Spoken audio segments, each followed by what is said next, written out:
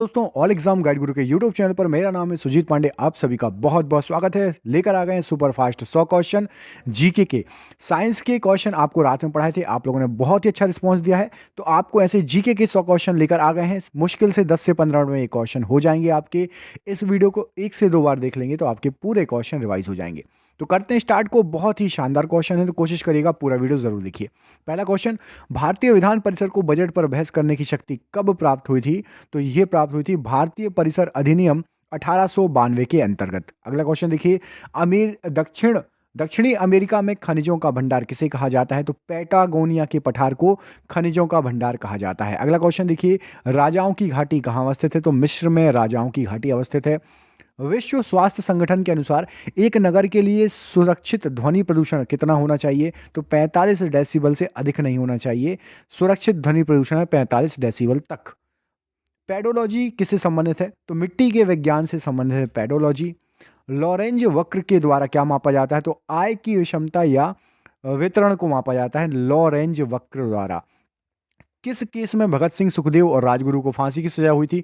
तो लाहौर षड्यंत्र केस में हुई थी, तीनों को फांसी की सजा। अगला क्वेश्चन देखिए, बाल गंगाधर तिलक को अशांति का जनक किसने कहा है? तो अशांति का जनक कहा था वैलेंटाइन शिरोल ने, अशांति का जनक। अगला क्वेश्चन देखिए, व्यास नदी के पोंग बांध के जल का उपयोग कौन सी नहर करती है? तो इंदिरा गांधी नहर जो है ब्यास नदी के पोंग बांध के जल का उपयोग करती है। मंगलम सिंचाई परियोजना कहाँ स्थित है? तो मंगलम सिंचाई परियोजना केरल में स्थित है। भारत में सुपर कंप्यूटर परम का निर्माण कहाँ किया गया था? तो पुणे में बना था सुपर कंप्यूटर, जिसका नाम था परम। Indian institute of remote sensing कहाँ स्थित है? तो ये स्थित है आपका देहरादून में। वायुयान के टायरों में भरने के लिए कौन सी गैस का प्रयोग किया जाता है? तो हीलियम और नाइट्रोजन, दो गैस भरी जाती हैं। जो भी ऑप्शन में आएगा आप लगा देना। भारी पानी की खोज किसने की? तो भारी पानी भारी जल की खोज जो है H.C. उरे ने की थी। आजाद हिंद फौज के प्रथम सेनापति कौन थे? तो मोहन सिंह सबसे पहले सेनापति थे आजाद हिंद फौज के। कांग्रेस रेडियो पर भारत छोड़ो आंदोलन की अवधि में नियमित रूप से कौन कार्यक्रम प्रसारित करते थे? तो राम मनोहर लोहिया जी नियमित रूप से कार्यक्रम प्रसारित करते थे कांग्रेस रेडियो पर। अगला क्वेश्चन देखिए, the making of the Mahatma film के निर्देशक कौन है? तो श्याम बेनेगल हैं द मेकिंग ऑफ द महात्मा के निर्देशक। अगला क्वेश्चन देखिए, सुविख्यात चित्र सत्यम शिवम सुंदरम की रचना किसने की? तो सत्यम शिवम सुंदरम की रचना शिवनंदन नौटियाल ने की है। अगला क्वेश्चन देखिए, ये रहा आपकी स्क्रीन पर जो है सदस्यों को शपथ दिलाना प्रोटेम स्पीकर का कार्य कर्तव्य क्या होता है? तो प्रोटेम स्पीकर का कर्तव्य होता है जो आपका सदस्यों को शपथ दिलाना। मानव अधिकार संरक्षण अधिनियम 1993 कब प्राप्त हुआ था? तो ये 28 सितंबर 1993 को प्राप्त हुआ था। अगला क्वेश्चन देखिए, भारत में तटरेखा से लगे राज्यों की संख्या कितनी है? तो 9 है। अगला क्वेश्चन देखिए, दंडकारण्य क्षेत्र कहाँ स्थित है? तो छत्तीसगढ़ एवं उड़ीसा में स्थित है। राम सेतु कहाँ से शुरू होता है? धनुषकोटि से शुरू होता है। कृत्रिम उपग्रह पृथ्वी से सुस्पष्टता से ट्रैक किसके द्वारा किया जाता है? तो डॉपलर प्रभाव के द्वारा किया जाता है। गोबर गैस प्रणाली का आविष्कार किसने किया था? तो डॉक्टर S.V. देसाई ने किया था। National Ganga river basin authority की स्थापना कब की गई थी? तो फरवरी 2009 में की गई थी। वर्ष 1991 की नई आर्थिक नीति में अपनाई गई मुख्य रणनीति क्या थी? तो उदारीकरण, निजीकरण एवं वैश्वीकरण। लड़कियों के लिए भाग्यश्री योजना किस राज्य ने प्रारंभ की थी? तो महाराष्ट्र राज्य ने भाग्यश्री योजना प्रारंभ की थी। संगम योजना का उद्देश्य क्या है? तो विकलांगों की सहायता संगम योजना का उद्देश्य है। क्रेता का बाजार वह बाजार कहलाता है तो जहां मांग से पूर्ति अधिक हो, वो क्रेता का बाजार कहलाता है। वर्ष 2011 की जनगणना के अनुसार केंद्र शासित प्रदेशों में न्यूनतम लिंग अनुपात किसका था? तो दमन एवं दीव का सबसे न्यूनतम लिंग अनुपात था। स्मार्ट नगर विकास का लक्ष्य क्या है? तो स्मार्ट नगर विकास का लक्ष्य अच्छा शासन, स्वच्छ हरित नगर और सुव्यवस्थित गतिशीलता है। किसके शासनकाल में जजिया कर पुनः लगाया गया था? तो औरंगजेब के शासनकाल में पुनः लगा दिया गया था।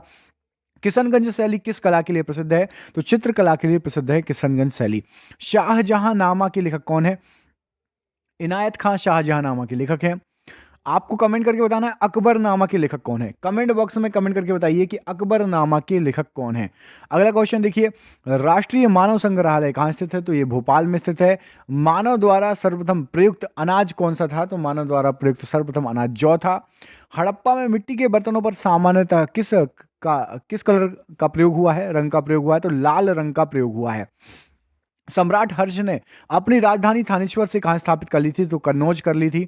अंग्रेजों ने रैयतवाड़ी व्यवस्था सर्वप्रथम कहाँ प्रारंभ की थी? तो मद्रास प्रेसिडेंसी में प्रारंभ की थी।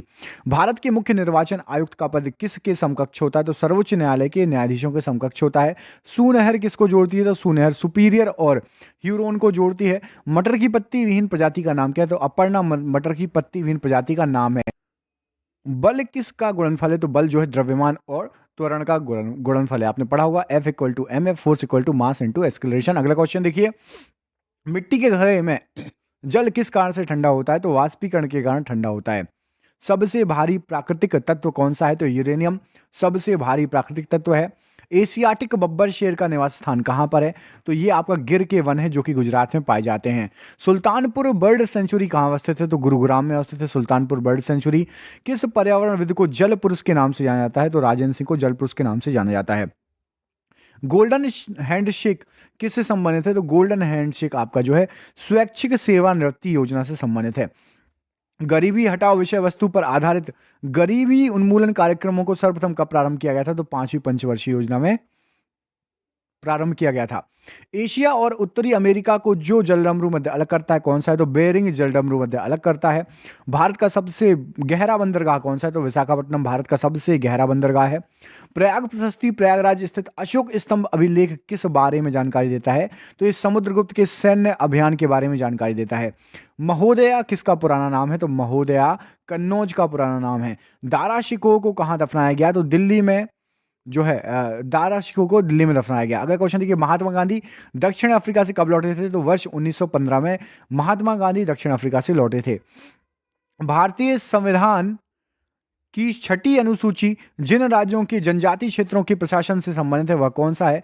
तो वो है आपका असम, मेघालय, त्रिपुरा और मिजोरम। अगुलहास धारा कहाँ चलती है? तो अगुलहास धारा हिंद महासागर में चलती है। स्वर्ण द्वार का नगर किसे कहा जाता है? तो सैन फ्रांसिस्को को स्वर्ण द्वार का नगर कहा जाता है। वह स्थान जहां पर 3 अर्धचंद्राकार समुद्र तट मिलते हैं, तो कन्याकुमारी वह स्थान है जहां पर 3 अर्धचंद्राकार समुद्र तट मिलते हैं। भारत में वह राज्य जो रेल सेवा से वंचित है, तो सिक्किम रेल सेवा से वंचित है। चेन्नई और तूतीकोरिन किस प्रकार के बंदरगाह हैं? तो चेन्नई और तूतीकोरिन कृत्रिम प्रकार के बंदरगाह हैं। मीरा सेठ समिति का संबंध किससे था? तो हर हथकरघा के विकास से मीरा सेठ समिति का संबंध था। हवा में तैरते हुए श्वसनीय सूक्ष्म कणों का आकार कितना होता है? तो 5 माइक्रोन से भी कम होता है। मानव जनित पर्यावरण प्रदूषण क्या कहलाता है? तो ये एंथ्रोपोजेनिक्स कहलाता है। पृथ्वी किन ग्रहों के मध्य स्थित है? तो शुक्र और मंगल के मध्य स्थित है पृथ्वी। दी हिमालयन माउंटेनियरिंग इंस्टीट्यूट कहाँ पर स्थित है? तो ये आपका जो है दार्जिलिंग में स्थित है। भारत में झीलों का नगर किसे कहा जाता है? तो उदयपुर को कहा जाता है, साथ ही साथ भोपाल को भी कहा जाता है झीलों की नगरी। अगला क्वेश्चन देखिए, सीनाक नामक लंबी रेल सुरंग कहाँ स्थित है? तो जापान में सीनाक नामक लंबी रेल सुरंग स्थित है, बहुत फेमस है। भारत में तंबाकू की कृषि के अंतर्गत आने वाला बृहत्तम राज्य क्षेत्र कौन सा है? तो गुजरात में तंबाकू जो है बहुत अधिक मात्रा में कृषि होती है। दक्षिण एशियाई क्षेत्रीय संगठन सार्क की स्थापना कब हुई थी? तो 1985 में सार्क की स्थापना हुई थी। कमेंट करके सार्क का फुल फॉर्म बताइए आप सभी। सार्क का फुल फॉर्म क्या होता है? कमेंट बॉक्स में कमेंट करके बताइए। स्थायी जनसंख्या संरचना के लिए क्या आवश्यक है? तो स्थायी जनसंख्या संरचना के लिए स्थिर जन्म दर और मृत्यु दर आवश्यक है। भारतीय दलहन अनुसंधान संस्थान कहाँ स्थित है? तो ये लखनऊ में स्थित है। उत्तर पूर्वी रेलवे का मुख्यालय कहाँ पर है? तो गोरखपुर में उत्तर पूर्वी रेलवे का मुख्यालय है। काशी का सर्वप्रथम उल्लेख किस वेद में मिलता है? तो अथर्ववेद में मिलता है काशी का सर्वप्रथम उल्लेख। किस प्रकार के वनों को मानसूनी वन कहते हैं? तो उष्ण कटिबंधीय पर्णपाती वनों को मानसूनी वन कहते हैं। चिपको आंदोलन का नेता किसे माना जाता है? तो चिपको आंदोलन का नेता सुंदरलाल बहुगुणा जी को माना जाता है। तारे अपनी ऊर्जा किस प्रकार प्राप्त करते हैं? तो नाभिकीय संलयन तथा गुरुत्वीय संकुचन से तारे अपनी ऊर्जा प्राप्त करते हैं। और ये आज का आपका आखिरी क्वेश्चन, दूरदर्शन प्रसारण की बात हो रही है, में चित्र संदेशों का संचरण किस प्रकार होता है? तो आयन मंडल द्वारा होता है चित्र संदेशों का जो है संचरण। आपके लिए सरप्राइज क्वेश्चन ये रहा आपकी स्क्रीन पर, इसका आंसर कमेंट बॉक्स में कमेंट करके बताइए। रात्रि दृष्टि उपकरणों में किस प्रकार की तरंग का प्रयोग किया जाता है? रात में देखने के लिए किस प्रकार की तरंगों का यूज किया जाता है? इस प्रश्न का आंसर कमेंट बॉक्स में कमेंट करके देना। चैनल पर पहली बार आए, चैनल को सब्सक्राइब जरूर कर लेना। मिलते हैं आपसे अगली वीडियो में, तब तक के लिए अपना ख्याल रखिए। आप सभी का बहुत बहुत धन्यवाद दोस्तों, आपका दिन शुभ हो। बहुत बहुत धन्यवाद।